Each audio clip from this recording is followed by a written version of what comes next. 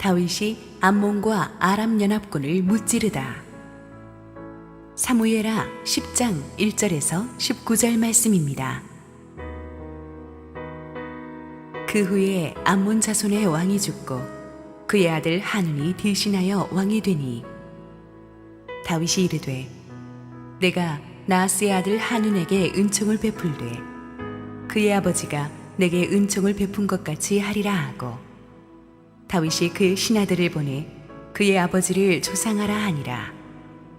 다윗의 신하들이 암몬 자손의 땅에 이르매 암몬 자손의 관리들이 그들의 주 한운에게 말하되 왕은 다윗이 조객을 당신에게 보낸 것이 왕의 아버지를 공경함인 줄로 여기시나이까. 다윗이 그의 신하들을 당신에게 보내 이 성을 엿보고 탐지하여 함락시키고자 함이 아니니이까 하니 이에 한운이 다윗의 신하들을 잡아 그들의 수염 절반을 깎고 그들의 의복에 중동 볼기까지 자르고 돌려보내매 사람들이 이 일을 다윗에게 알리니라. 그 사람들이 크게 부끄러워하므로 왕이 그들을 맞으러 보내 이르기를 너희는 수염이 자라기까지 여리고에서 머물다가 돌아오라 하니라. 암몬 자손들이 자기들이 다윗에게 미움이 된 줄 알고 암몬 자손들이 사람을 보내 벨르홉 아람 사람과 소바 아람 사람의 보병 2만 명과 마가 왕과 그의 사람 1,000명과 돕 사람 12,000명을 고용한지라. 다윗이 듣고 요압과 용사의 온 무리를 보내매 암몬 자손은 나와서 성문 어귀에 진을 쳤고 소바와 르홉 아람 사람과 돕과 마아가 사람들은 따로 들에 있더라. 요압이 자기와 맞서 앞뒤에 친 적진을 보고 이스라엘의 선발한 자 중에서 또 엄선하여 아람 사람과 싸우려고 진치고 그 백성의 남은 자를 그 아우 아비새의 수하에 맡겨 암몬 자손과 싸우려고 진치게 하고 이르되 만일 아람 사람이 나보다 강하면 내가 나를 돕고 만일 암몬 자손이 너보다 강하면 내가 가서 너를 도우리라. 너는 담대하라. 우리가 우리 백성과 우리 하나님의 성읍들을 위하여 담대히 하자.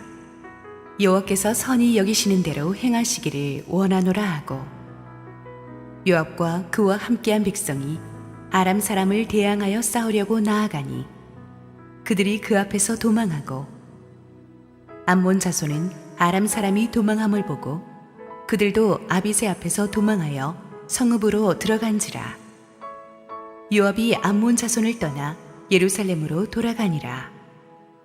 아람 사람이 자기가 이스라엘 앞에서 패하였음을 보고 다 모임에 하닷에셀이 사람을 보내 강 건너 쪽에 있는 아람 사람을 불러내매 그들이 헬람에 이르니 하닷에셀의 군사령관 소박이 그들을 거느린지라. 어떤 사람이 다윗에게 알림해 그가 온 이스라엘을 모으고 요단을 건너 헬람에 이르매 아람 사람들이 다윗을 향하여 진을 치고 더불어 싸우더니 아람 사람이 이스라엘 앞에서 도망한지라. 다윗이 아람 병거 700대와 마병 4만 명을 죽이고 또 그 군사령관 소박을 치매 거기서 죽으니라.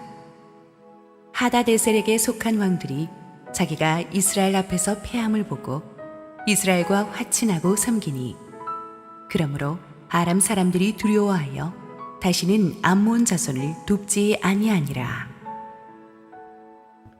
할렐루야. 우리 하나님께 감사와 영광의 박수 올려드리겠습니다. 축복된 주일 우리 현장 예배에 참석하신 성도님들과 우리 또 부속실에 계신 성도님들 그리고 국내 원근 각처에서 함께 온라인 생방송으로 동참하고 계신 모든 성도님들에게 하나님의 은혜가 충만하게 임하기를 원합니다. 우리 함께 한번 기도하시고 말씀 보겠습니다. 하나님 은혜를 감사합니다. 힘든 시국이지만 오늘 말씀 듣고 우리가 살아나기를 원합니다. 부족한 종은 감추시고 오직 우리 주님 홀로 영광 받아 주시옵소서. 예수님 이름으로 기도했습니다. 아멘. 통일왕국의 왕위에 오른 다윗은 이때까지 우리가 다루었듯이 오랫동안 이스라엘을 괴롭혀왔던 주변의 군사 강국들과 10여 년에 걸친 정복 전쟁을 벌여서 그 모든 강국들을 평정하고 이제 완전히 항복시킵니다. 다윗은 하나님이 특별히 기름 부으신 왕이었어요. 그냥 싸움을 잘하는 왕이 아니었고 하나님께서 그를 통해서 예배를 회복시키셨고 이스라엘로 하여금 열방의 존경을 받는 거룩한 나라로 만들어 가셨으며 하나님의 이름을 온 땅에 떨치게 할 그런 특별한 왕이었습니다. 그래서 그 다윗 왕국의 포텐셜을 알기 때문에 이 악한 사탄이 주변의 이방 국가들을 사용해서 다윗의 왕국이 더 강성해지기 전에 짓밟으려고 무섭게 공격해 온 것입니다. 동서남북에서 다윗 왕국을 공격해 왔지만 다윗이 오히려 역공을 가해서 수많은 침략군들을 다 무릎 꿇렸죠.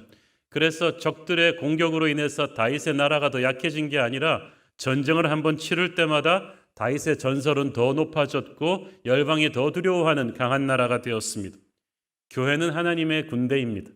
교회도 부흥해지고 강성해지기 시작하면 어둠의 세력들이 무섭게 사방에서 공격해 옵니다. 그 교회의 영적인 전쟁이 많이 치러지게 되는 것은 그 교회를 향한 하나님의 그 계획이 크기 때문이에요. 포텐셜이 너무 강하기 때문이에요. 부흥하는 교회는 그래서 끊임없이 영적인 전쟁을 치러야만 합니다. 저희 교회도 여기까지 오기까지 크고 작은 수많은 영적인 전쟁을 치르면서 왔는데 지나고 보면 두려워할 필요는 없었어요. 하나님께서 다윗에게 승리를 주셔서 매 전투를 치를 때마다 오히려 나라가 더 강성해졌듯이 우리 새로운 교회도 크고 작은 영적 전쟁을 뚫고 나올 때마다 더 은혜롭게 부흥하고 더 강해졌음을 우리는 고백할 수가 있습니다. 하지만 다윗이 모든 주변 나라를 대상으로 전쟁하려고 했던 건 아닙니다. 오늘의 본문에 보면 예루살렘 동북쪽에 위치한 암몬 족속과는 다윗이 화친을 맺으려 했던 것을 알 수가 있죠. 1절 2절 읽습니다.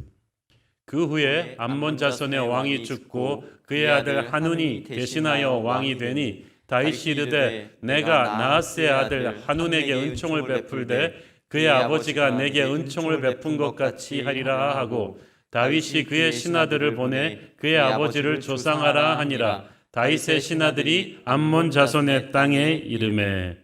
자, 그의 아버지가 내게 은총을 베푼 것 같이 이게 무슨 말일까요? 다윗은 이 암몬의 이미 세상을 떠난 암몬의 선왕 나하스와 친분이 있었습니다. 이 나하스는 다윗을 그토록 괴롭혔던 사울과 적대 관계에 있었거든요. 그래서 적의 적은 친구라고 다윗이 사울의 핍박을 당해서 광야로 도망 다닐 때 이 암몬 왕 나하스의 도움을 여러 번 받았던 것 같아요. 그래서 다윗이 그 은혜를 잊지 않고 있다가 이제 그 나하스에게 입은 은혜를 그 아들 한운에게 갚으려고 하는 것입니다. 내가 그 아들 한운에게 은총을 베풀리라, 이 말은 압도적으로 강한 자가 약자에게나 할 수 있는 말입니다. 그 당시 블레셋과 모압을 정벌하고 이제 막 천하통일을 하고 있는 다윗 군대의 위세는 하늘을 찔렀거든요. 그래서 그 분위기로 계속 가면 주변의 모든 나라들을 다 쓸어버릴 수 있었어요. 반면에 암몬은 선왕 나하스가 세상을 떠난 이후로 아직 아무것도 모르는 아들 한운이 왕위를 계승하는 아주 혼란스러운 왕이 그 계승기였어요. 그래서 모든 것이 불안정하고 위축된 형편이었기 때문에 선왕 나하스에게 입은 은혜가 아니었다면 아마 다윗은 망설이지 않고 암몬도 쳤을 거예요. 그러나 은혜를 은혜로 갚겠다는 선한 마음으로 다윗은 그 화친 사절을 암몬에게 보냅니다. 그래서 나하스 왕의 죽음을 조상하고 이제 이스라엘은 너희들과 적대 관계가 아닌 화친 관계를 가기를 원한다는 선한 뜻을 전달했어요. 그것은 다윗이 아직 약한 암몬의 배경이 되어주겠다는 제스처였는데 이 다윗의 선의가 암몬 진영에서 전혀 뜻밖의 반응을 불러일으킵니다. 3절 읽습니다. 암몬 자손의 관리들이 그들의 주 한운에게 말하되 왕은 다윗이 조객을 당신에게 보낸 것이 왕의 아버지를 공경함인 줄로 여기시니까 다윗이 그의 신하들을 당신에게 보내 이 성을 엿보고 탐지하여 함락시키고자 함이 아니니까 하니. 자, 이 암몬의 신하들이 다윗의 조문 사절단을 딱 보자마자 의심을 하는 거예요.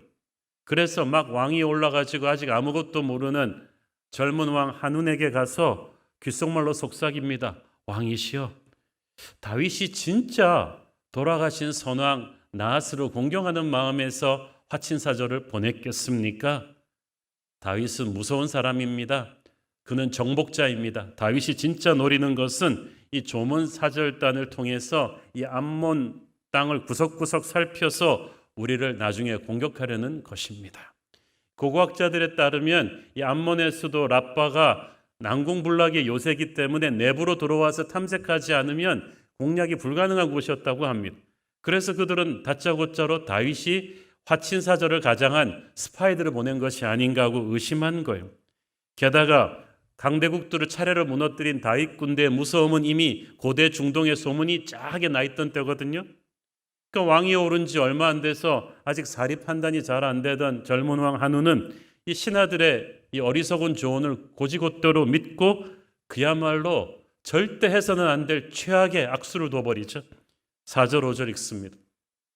이에 한운이 다윗의 신하들을 잡아 그들의 수염 절반을 깎고 그들의 의복의 중동 볼기까지 자르고 돌려보내매 사람들이 이 일을 다윗에게 알리니라. 그 사람들이 크게 부끄러워하므로 왕이 그들을 맞으러 보내 이르기를 너희는 수염이 자라기까지 여리고에서 머물다가 돌아오라 하니라. 자, 다윗의 신하들의 수염을 강제로 깎고 그들의 옷을 잘라서 돌려보냈다는 게 무슨 말이냐면요, 고대 근동 지방에서 수염은 그 사람의 명예와 권위를 상징하고 그 사람의 자유인으로서의 모든 걸 상징하는 거예요. 그래서 수염을 잘리느니 차라리 죽음을 택하기까지 했다던 그런 고대 중동의 관습이에요. 수염을 자르죠. 그리고 옷을 엉덩이 부분까지 잘랐어요. 그 당시 이스라엘 남자들은 제사장을 제외하고는 속옷을 입지 않았습니다. 그러므로 겉옷을 엉덩이 부분까지 잘랐다는 것은 그들의 수치부를 그대로 드러내는 수치를 주면서 돌아가게 만든 것입니다. 한 인간에게 할 수 있는 최악의 수치를 준 것인데 나라를 대표하는 사절들에게 이렇게 했다는 것은 다윗에게 수치를 준 것과 마찬가지죠. 그 소식을 전해 들은 다윗은 자신의 신하들이 그대로 예루살렘에 돌아오지 않고 중간 스테이션인 여리고에 머물다가 수염이 다 자라고 옷을 깨끗하게 입고 사람들에게 수치가 되지 않도록 해서 돌아오라고 했습니다. 동시에 암몬 쪽에 오히려 더 가까운 여리고에 머물러 있게 한 것은 이제 이 해서는 안 될 짓을 저지른 암몬에게 다윗의 보복의 칼이 임한다는 것을 알려주는 경고였죠. 암몬은 이 일로 인해서 이제 나라가 망하는 재앙을 겪게 됩니다.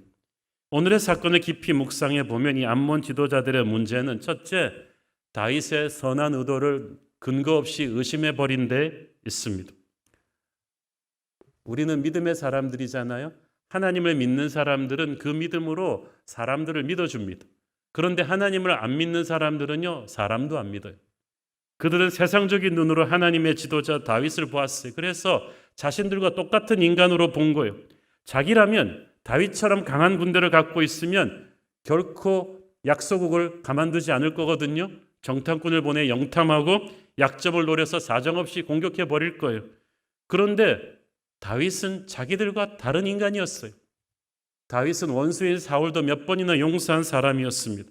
그래서 다윗이 진짜 선한 의도를 가지고 있다는 것을 그들은 믿지 못했어요. 왜냐하면 자기랑 똑같다고 생각했으니까. 내면 세계가 불안한 사람들은 항상 남을 의심하고 봅니다. 남을 믿지 못하는 사람은요, 실은 자기 자신을 믿지 못하는 거예요. 무슨 말이든지 삐딱하게 보니까 다 오해하는 거예요. 자기가 배신과 의심으로 살아왔기 때문에 다윗의 선의도 나쁘게 곡해한 것입니다. 그래서 선한 의도로 오는 다윗의 사절들에게 치욕을 줘서 은혜를 악으로 갚았어요. 정말 어리석은 자신들의 멸망을 자초한 일이죠.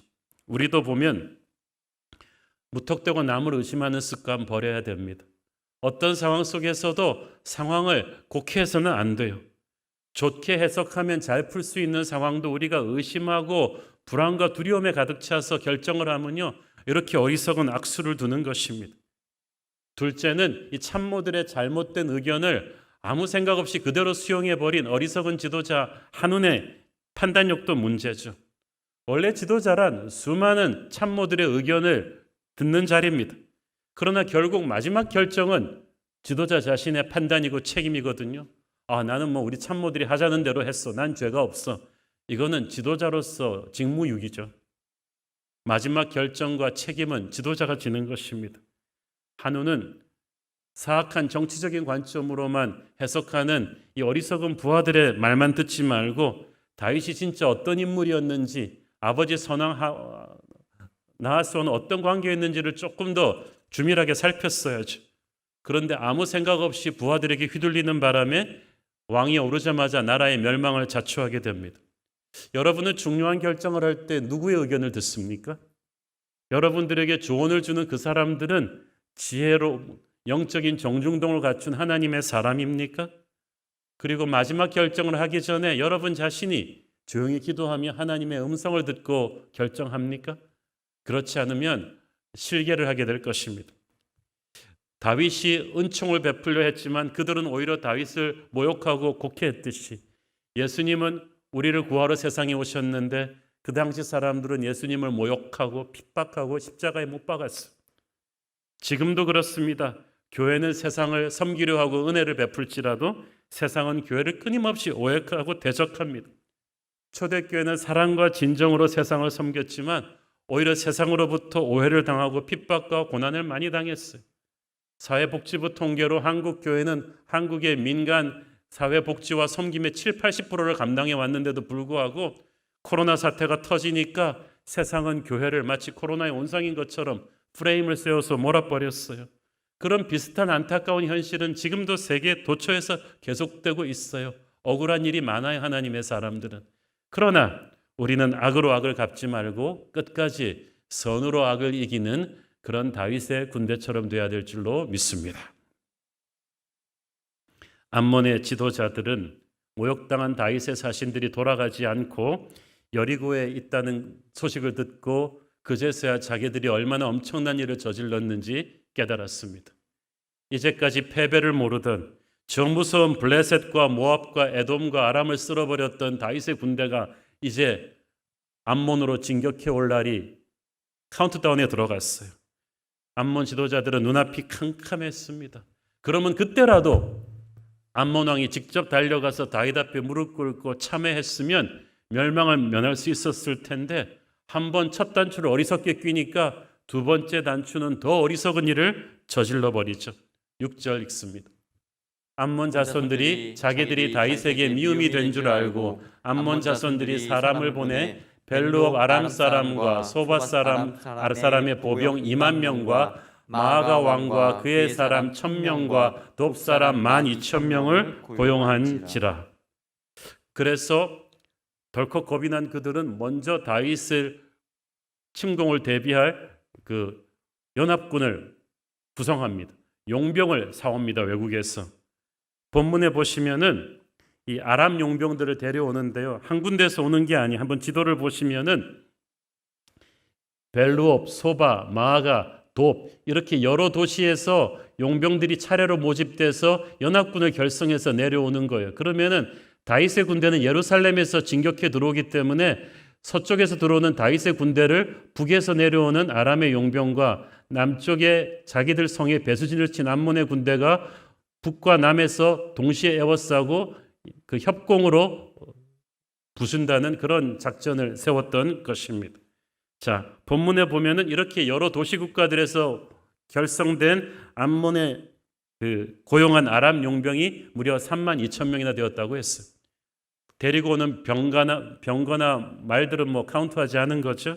이 정도 병력을 돈 주고 사오려면은 엄청난 액수를 지불해야겠죠. 역대상 19장에 보면 은을 무려 1,000달란트를 줬다고 했어요. 그것은 그 전문가들의 그 계산에 의하면은 거의 암몬의 국가 재정이 거덜날 정도로 엄청난 돈을 준 거예요.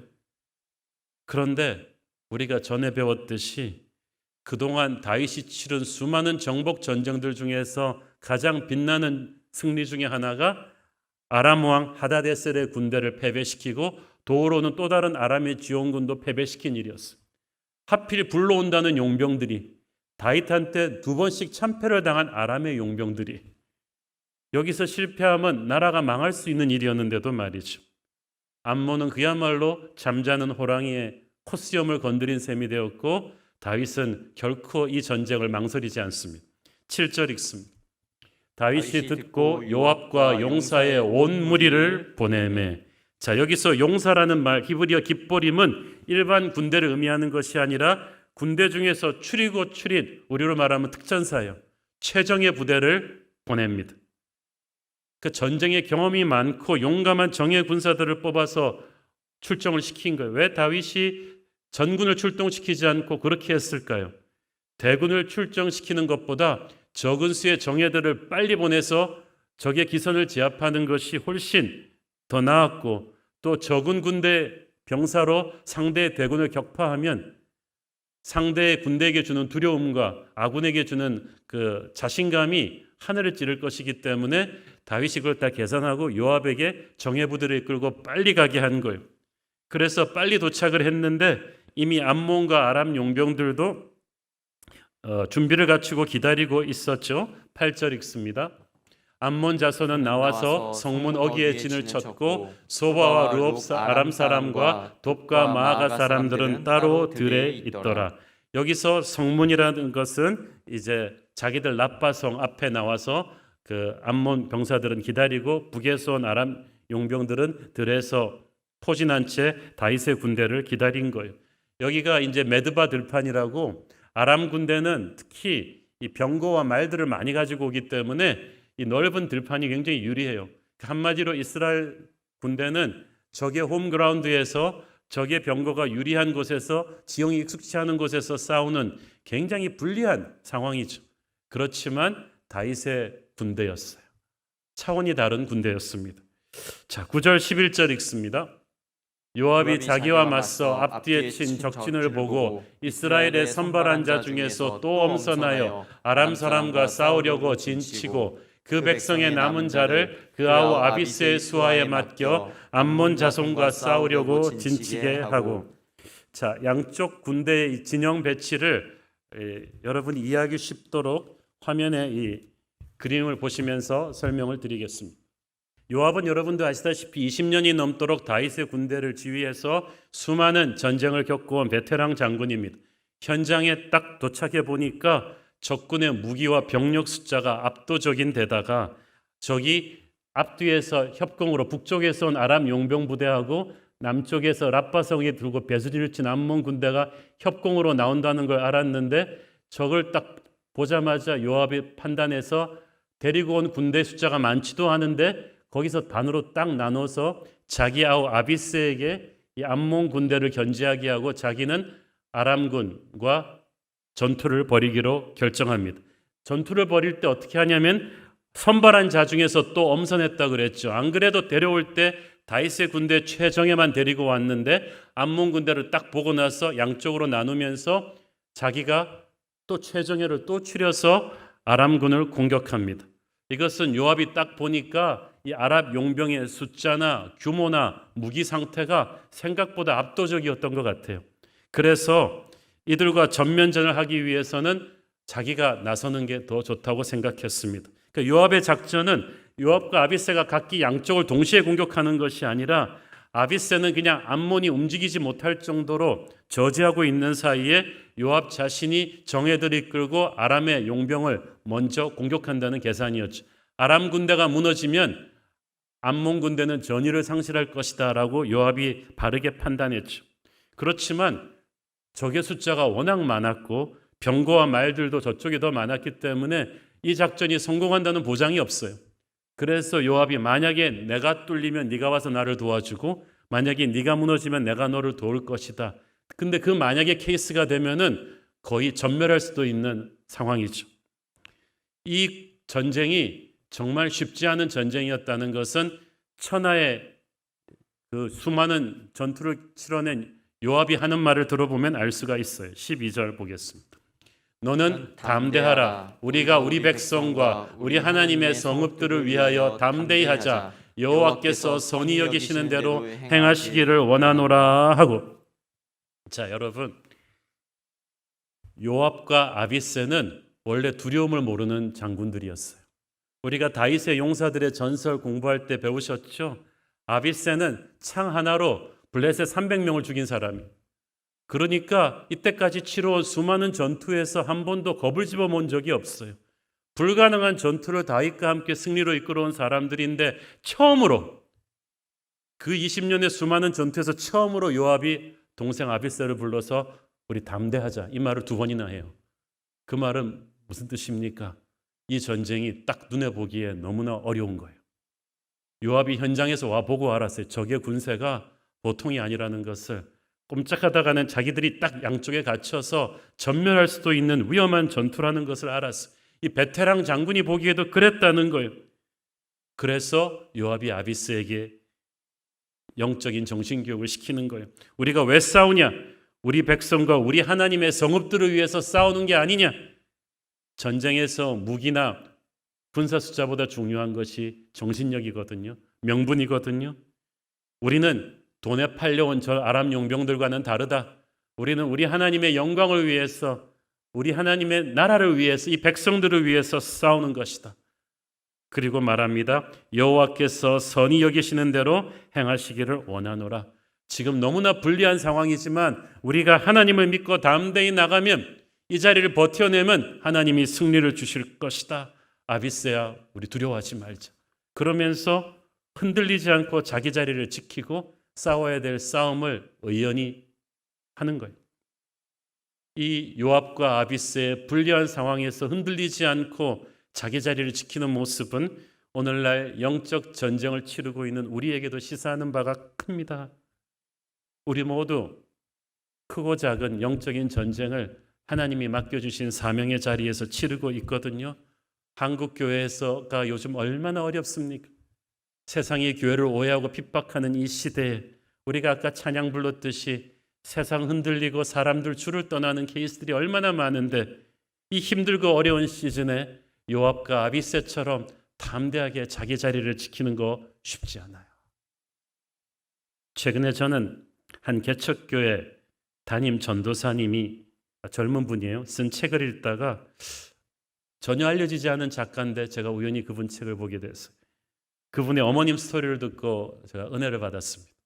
그 어머님이 17년째 섬기시는 교회는 12명 정도의 권사님들, 60세 넘으신 권사님들만 남으신 작은 교회라고 합니다.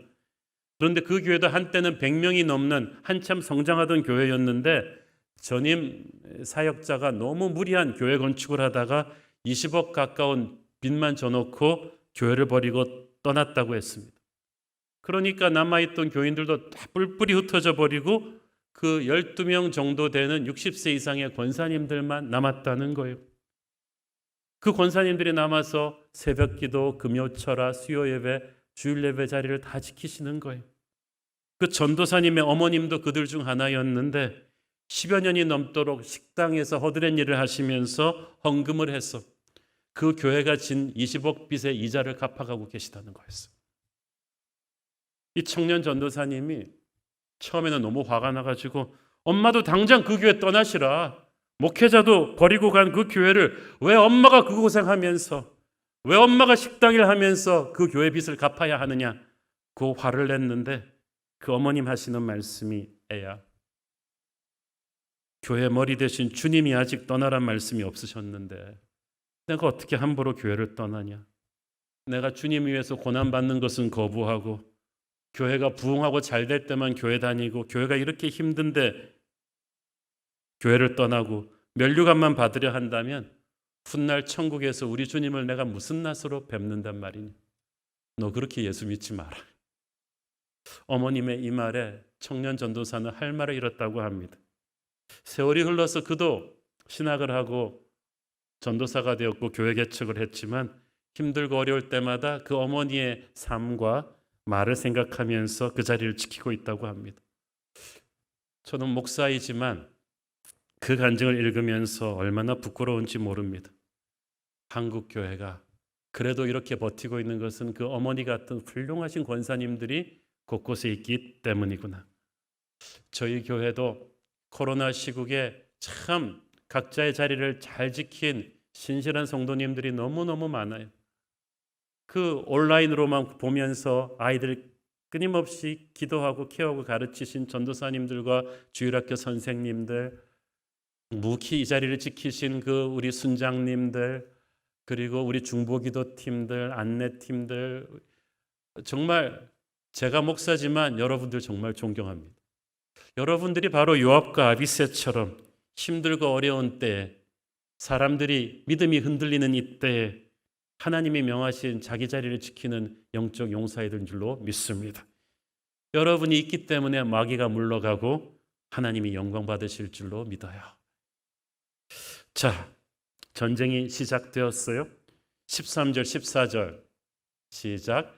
요압과 그와 함께한 백성이 아람 사람을 대항하여 싸우려고 나아가니 그들이 그 앞에서 도망하고 암몬 자손은 아람 사람이 도망함을 보고 그들도 아비스 앞에서 도망하여 성읍으로 돌아간지라.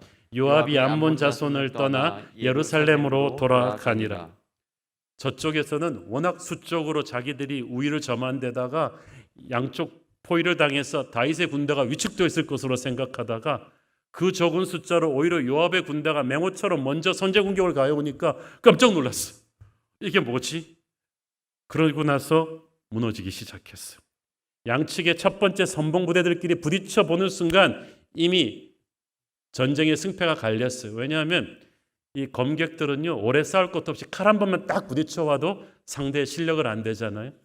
그리고 일찌감치 꼬리를 내린다던데 아람 군대는 숫자는 많았지만 소문으로만 들었던 전설의 다윗 부대의 실력을 처음으로 본 거예요. 그 패배를 모르던 다윗 군대 중에서도 뽑아서 뽑아온 요압의 정예들이 부딪혔는데 싸움 실력도 싸움 실력이지만 눈빛들이 돈으로 팔려온 자기들과는 전혀 다른 거예요. 이 눈빛에 하나님의 영광을 향한 열정, 자기 나라 백성을 위해서, 다윗을 위해서 죽겠다는 그 열정이 이글이글 타오르는데 싸움 실력도 수많은 사선을 넘고 살아남은 다윗의 군대랑 탁 부딪혀 보고 나서 알았어요. 오늘 죽었구나. 그래서 첫 번째 열부터 아람 군대들이 뒤로 돌아 돌격하기 시작했어요. 순식간에 모래처럼 붕괴되고 말았습니다. 아무리 숫자가 많아야 소용이 없어요.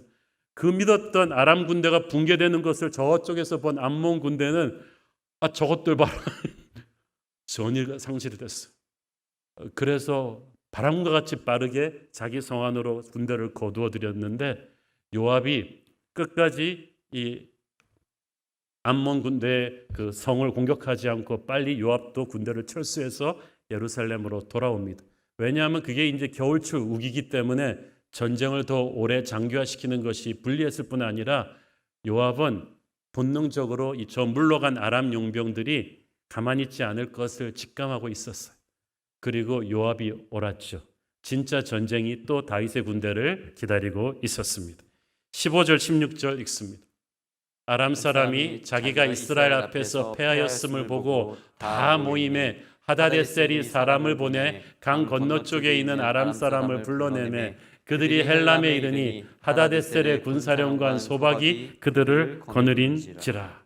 자, 이 아람 용병들이 괴멸당하다시피 하고 돌아갔는데도 포기하지 않고 이들의 반격을 준비한 인물이 있었으니 바로 사무엘하 8장에 나왔던 우리가 다루었던 소바왕 하닷에셀이죠. 기억나시죠?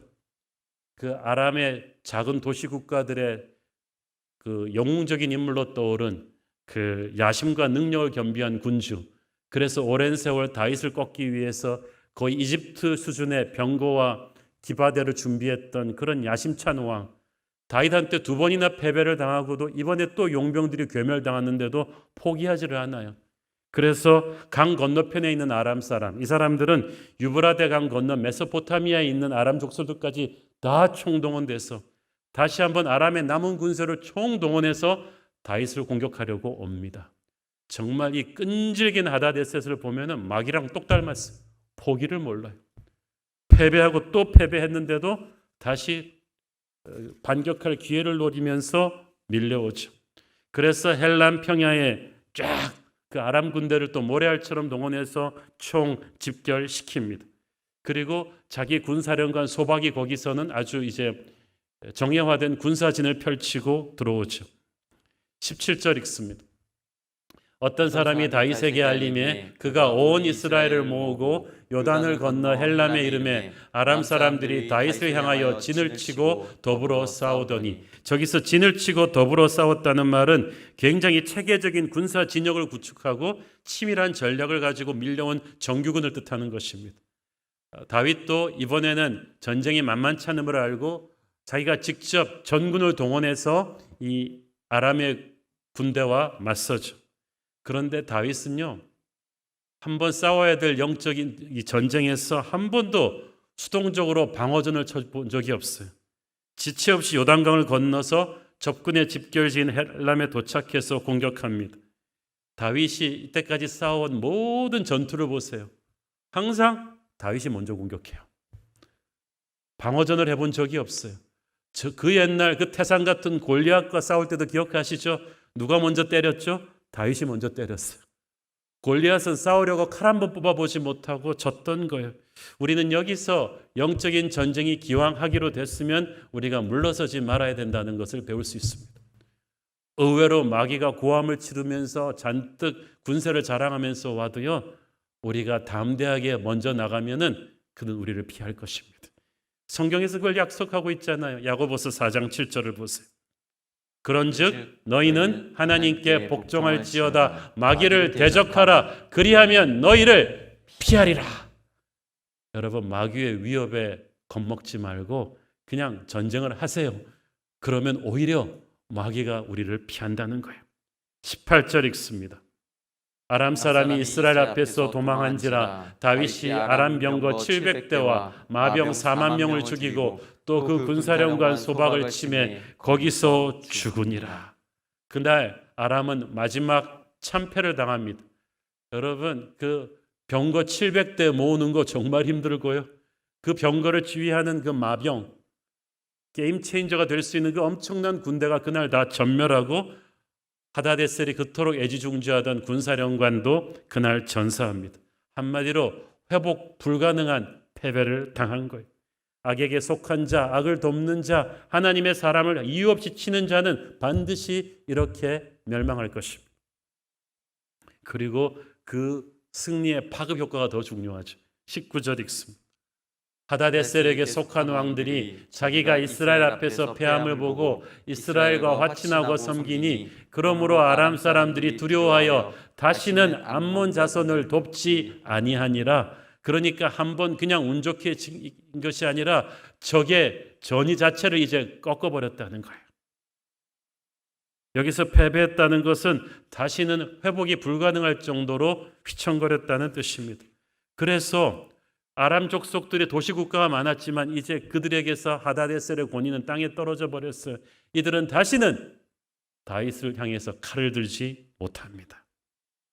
여기서 그들이 두려워했다는 말은 그냥 공포심 정도가 아니라 너무 상대가 안 되는 상대에게 압도당해서 무릎 꿇는다는 것을 의미하는 거예요. 하나님이 우리에게 이런 승리를 주시기를 축원합니다. 이런 승리를 주시면요, 이제 평화예요. 평화는 그냥 얻어지는 것이 아니라 영적인 전쟁을 완전히 승리한 뒤에 하나님께서 주시는 그런 은혜인 거예요. 사랑하는 여러분, 세상의 왕은, 사탄은 아람의 하다네셀처럼 포기를 모르고 끊임없이 주님의 몸된 교회를 공격할 거예요. 그러나 마지막 날 주님이 재림하실 때 그 악한 세력은 모두 괴멸될 것입니다. 이미 십자가에서 그 핵심이 꺾여버린 세력이기 때문에 우리는 그 십자가 승리의 근거에서 담대하게 영적인 전쟁을 치러야 할 것입니다. 다윗은 수없이 많은 정복 전쟁을 치르면서 그때마다 왜 자꾸 나를 공격하는 거지? 내가 하나님의 뜻대로 살려고 그러는데 왜 공격하는 거지? 그러지 않았어요. 다윗은 알았어요. 자기가 하나님의 왕이기 때문에, 기름 부으신 왕이기 때문에, 그 나라를 위해서 하나님이 이루실 사명이 크기 때문에 어둠의 군대들이 공격한다는 것을, 그래서 이왕 싸울 전쟁에서 물러서지 않고 싸웠고 전쟁을 한번 치를 때마다 국력이 약해진 게 아니라 더 강해졌고 세상이 그를 더욱 두려워하게 되었죠. 교회도 마찬가지입니다. 우리 교회도요, 12년 됐지만 수많은 영적인 전쟁을 치를 때마다 하나님이 승리하게 하셨고 더 강하게 하셨고 더 부흥하게 하신 줄로 믿습니다. 왜 우리는 자꾸 영적인 전쟁을 치르나 갈등할 필요가 없었어요. 왜냐하면 우리를 향하신 하나님의 꿈이 크기 때문에 그런 거예요. 하나님께서는 이럴 때에서 우리가 위축되지 않고 먼저 공격했던 다윗의 군대처럼 생존을 걱정하는 것이 아니라 담대하게 먼저 전도하고 선교하고 민족 복음화를 향해서 매진하는 그런 교회가 되기를 원하실 것입니다. 바로 이때야말로 한국 교회가 담대하게 일어나 승리할 때인 줄 믿습니다. 기도하겠습니다. 주님 은혜를 감사합니다. 다윗의 군대가 수많은 영적인 공격을 오히려 이겨내며 승리하며 더 하나님의 영광을 높였듯이 우리 교회도 수많은 영적 전쟁을 이겨내고 승리할 때마다 하나님이 더 축복하시는 교회가 되기를 원합니다. 이 힘든 시국에 한국교회가 다시 일어나는 선봉에 우리 새로운 교회가 있기를 원합니다. 예수님 이름으로 기도했습니다. 아멘.